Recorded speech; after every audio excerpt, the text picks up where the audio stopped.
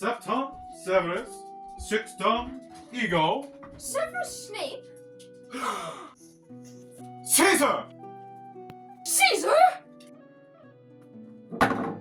Specto! Video! Look! Et tu, Turkey?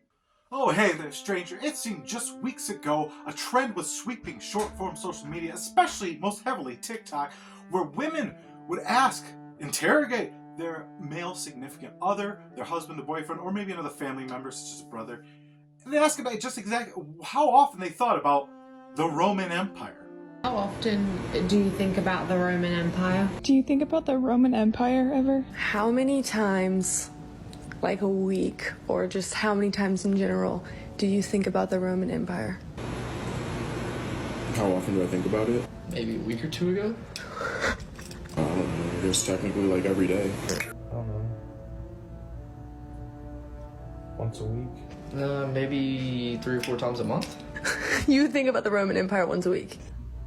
How do you not think about the Roman Empire? But check out bro right here. Look at the paranoia in his eyes. How often do you think about the Roman Empire? Why'd you ask me that? Because I'm curious.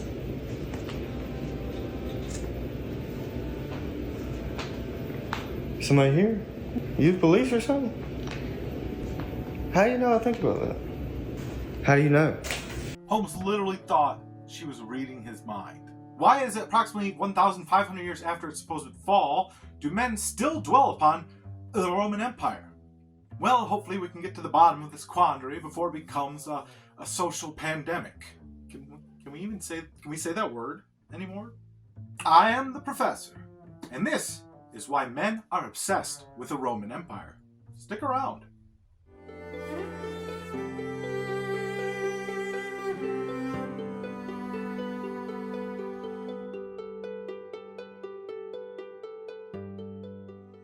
From the Colosseum's towering grandeur to the Latin phrases that permeate our language, the allure of the Roman Empire is deeply ingrained in modern human consciousness. But why are men particularly drawn to this ancient civilization? Any high school student can probably list a couple of the Roman influences on modern civilization in the fields of law, science, medicine, philosophy, literature, poetry even.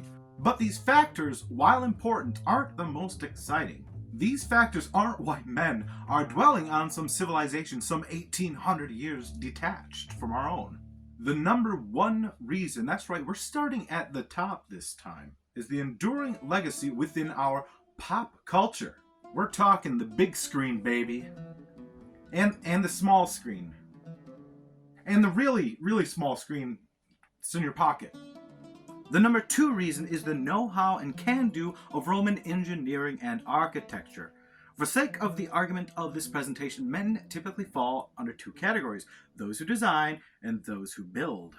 And those who know anything about either know the tremendous debt we owe to the ancient Romans. The entertainment world offers a distinct and often grandiose impression of Rome and the Roman Empire to modern pop culture.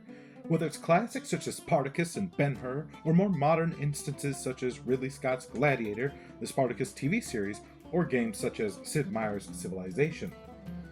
And the physical world leaves a tactile impression of a culture who understands mechanics, grandeur, and just putting things together the way they ought to be. Whether on the big screen or at the big game, our lives are regularly invaded by the Roman Empire from many fronts, albeit invaded in a much more pleasant way than historical instances attest. And there are some significant standout themes from these properties that resonate with modern fans: glory, spectacle, opulence, and engineering prowess. Let's go through all of them. Number one is glory. Rome is often portrayed as an invincible empire, conquering vast territories through disciplined legions and ruthless tactics. Think Russell Crowe's character in Gladiator, the stoic Maximus Decimus Meridius, commander of the armies of the north, general of the Felix legions, and loyal servant to the true emperor Marcus Aurelius. Father to a murdered son, husband to a murdered wife, and I'll have my vengeance in this world or the next. Or the sprawling campaigns of Rome Total War. This emphasis on military prowess overshadows the complex, aka boring, political and social structures that underpinned Roman success. The Roman Empire's military success was legendary, establishing it as the global superpower of the time, and one to which we compare regularly to modern nation-states. Its formidable legions, equipped with advanced weaponry and tactical expertise, conquered vast territories from the highlands of Scotland to the tributaries of the Nile in the south, leaving a bundle of beleaguered barbarians in their dust. Say that 10 times fast. This military dominance, unchallenged for centuries, cemented the Romans' reputation as formidable warriors, a trait that resonates with many men's innate desire for strength and conquest. Bruh. For example, the Battle of Cannae, fought in 216 BCE, stands as testament to the Romans' military acumen. Despite being outnumbered by Hannibal's Carthaginian forces, the Romans employed a brilliant flanking maneuver, trapping the Carthaginian army and inflicting a devastating defeat, decimating their renowned infantry. Does that not sound like a ancient Roman football play? Of course dudes are stoked. What's better than this? Guys being dudes. Number 2 is spectacle. Ever watch your favorite sports team losing a game miserably and wish, gee golly gosh, I wish they just stabbed the other team a little bit, just a few times, just to send a message? Well, back in Roman days, that was a regular daily occurrence in the arena. The home games of the empire varied, with the largest urban areas housing arenas and stadia into the dozens, with the smaller towns and cities housing small arenas, or at the very least an amphitheater. Of course, Rome had her towering Colosseum. Or rather has. It's still there. Quieter, though, these days. And spectacles ranged, including full-scale battle and even naval reenactments, public executions, combat against wild animals such as lions and tigers and bears, oh my, and most famously, gladiatorial combat. From the thumb-up, thumbs-down of the Colosseum to the slow-motion CGI carnage of Hollywood blockbusters, there's a direct line of consistency continuing to captivate modern audiences, and it all involves hot and heavy, man-on-man action. So when did the gladiatorial fights finally get the axe? No pun intended. Pun intended. Well, it was around 404 CE in the West, thanks to a few key blows. As Rome shifted from its pagan roots to a more widespread Christian identity, early Christians weren't fans of the violence. Not a whole lot of turning the other cheek in hand-to-hand combat. As the empire declined, fewer folks were cheering for sweaty brawls, and hosting these games became ever more expensive, and the Baroque Empire simply couldn't afford it anymore. However, after the split of East and West, the Byzantine Empire did keep the tradition alive with gladiatory games recorded in Constantinople well into the 600s. In the West, the smaller scale spectacle of stage plays became the more accessible form of entertainment, and while blokes in loincloths weren't getting strangled to death or mauled by tigers, they were pretending to on stage, so that fans of violent spectacle could get their fix, albeit scaled down and with less mess. But the damage was done and violence left its mark. Today, gladiatorial combat, public executions, and bloody battles are common tropes in Roman-themed media. Games like Rise, Son of Rome, revel in the gore, while films like Gladiator depict stylized violence that serves the narrative rather than reflecting historical accuracy. Are you not entertained? And while this focus on brutality can overshadow the cultural and intellectual achievements of the Roman world, it leaves an impression hard to shake. On one hand, we still have the tradition of hero versus villain in television, film, stage, and video game platforms. And the advent of cinematic magic allows for the bloody dispatch of modern gladiators without inflicting any true harm. They can get up, brush off the dust, and then die again and again for our vicarious enjoyment. On the other hand, we have our own gladiatorial spectacles in modern versions of arenas that we still call stadiums and coliseums. But the battles reenacted usually involve less swords and more rubber balls. But the scene is remarkably, eerily similar One cannot but help feel like a classical Roman spectator when crammed in a stadium screaming for the severed head of the referee. Number 3 is grandeur. Pop culture paints Rome with a broad brush of opulence, showcasing emperors' lavish palaces and thrilling chariot races in films like Cleopatra and Spartacus.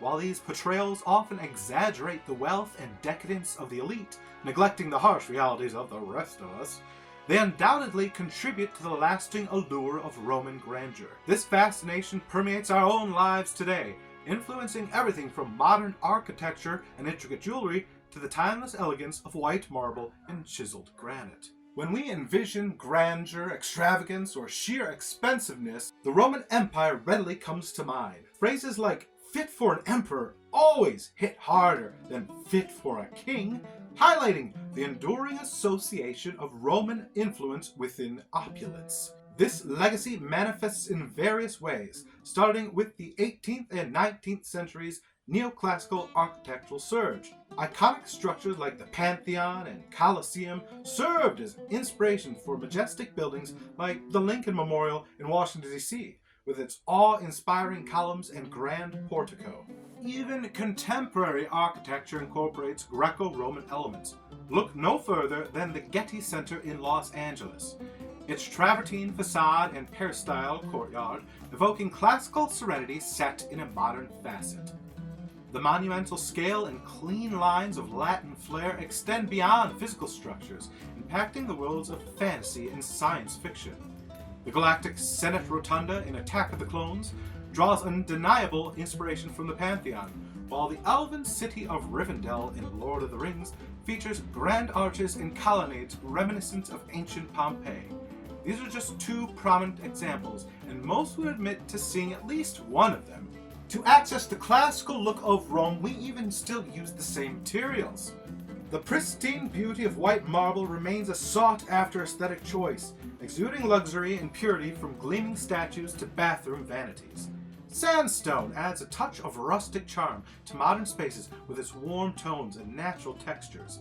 Granite, another Roman favorite, is renowned for its exceptional durability. Its tight-grained structure and resistance to weathering allow structures like columns, statues, and even roads to defy the passage of millennia. Anybody entering construction or interior design fields comes face to face with this 2,000-year design tradition. And when you approach such individuals, you don't even realizing that they are installing a bit of Rome in your very own kitchen.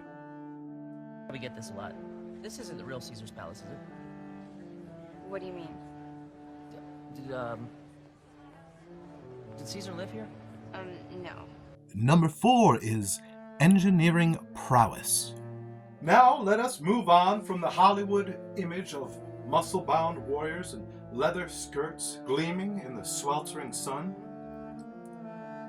While the Romans were undoubtedly skilled fighters, their legacy extends far beyond the battlefield and arena. These guys were also master builders, leaving behind a network of awe-inspiring constructions that still stand, sometimes 2,000 years old or greater. Consider the concept of legacy. Imagine carving your name into a tree with a little jagged heart around it and the name of your sweetheart, Dolores. There might be as many as 7 or 8 generations that experience your declaration for love for homely yet agreeable looking Dolores. It's like that, except multiplied by 10. And instead of an asymmetrical heart, you have a multi-tiered concrete block structure effectively transporting water thousands of years later from mountains to the north. Now that is legacy. Their roads, straight as an arrow and built to last, spider-webbed their way across hills, rivers, and mountain ranges of Europe and Asia Minor, connecting cities and facilitating intercontinental trade. Aqueducts, like the mighty Pont du Gard in France, defied gravity and distance, bringing life-giving water to thirsty populations. And their public buildings, from towering temples to bustling forums, showcased their architectural prowess and served as centers of civic life. Now, here's the cool part. These weren't just pretty monuments. These were testaments built with extreme precision and durability. using techniques that are still used by modern engineers. Talk about built to last. These structures have weathered centuries of rain, wind, and even earthquakes, still standing strong as silent testaments to Roman ingenuity. But the Romans weren't just showing off. Their engineering feats served a purpose, solving real-world problems and improving the lives of their citizens. Think about it. Imagine lugging buckets of water uphill every day compared to just flipping a switch and having it magically appear. Or picture getting stuck in traffic jams on muddy dirt roads versus cruising down a smooth, well-maintained highway. They may not have had smartphones or fancy gadgets, but their ability to harness technology and craftsmanship to create lasting structure that served humanity is something we can all appreciate, even us modern folks. The Romans understood the power of infrastructure, and their improvements continue to benefit us today. In conclusion, despite its eventual decline, the Roman Empire continues to fascinate us because of its lasting impact on Western civilization. These impacts can be seen as physical aspects that surround our daily lives. Pop culture often highlights the other Roman contributions to law, architecture, engineering, language, etc. through media properties, suggesting a sense of admiration for their enduring achievements. And since as much as 60% of English words borrow or branch from Latin words, Roman ingenuity is literally at the front of our minds and at the tip of our tongues. The existence we lead is practically a high-tech mockery of a quintessential, Latin expression by the way, Roman life. We see reflections of Rome, their culture, their engineering, their language, in every facet and faucet of modern life, from the minuscule to the magnanimous, both Latin words, by the way. We see it in the politics of our leadership in schools, churches, and government, from the local drain commissioner all the way up to the General Assembly of the United Nations. We see it in the government, collegiate, and church buildings, from the itty-bitty bits of mortar joining their bricks to the domes and columns that canopy their halls. Buildings we pass every day driving on roads laid out in a very Roman grid pattern and layered very similar to the Roman style of pavement. Even factories and mills are reminiscent of Roman labor institutions. We experience ancient Rome every time we flush our toilets or draw water from the sink or operate hydraulics. we see it every time we turn on the Sunday Game, or the Xbox, or John Wick 2, when we watch a play, or recite a poem, or simply use the phrase, etc. We see it everywhere, and we experience it every day. So when we are pressed with the question, why do you think of the Roman Empire so often? The correct answer is, why doesn't everybody? I've been the professor, and all roads lead to my neck of the woods.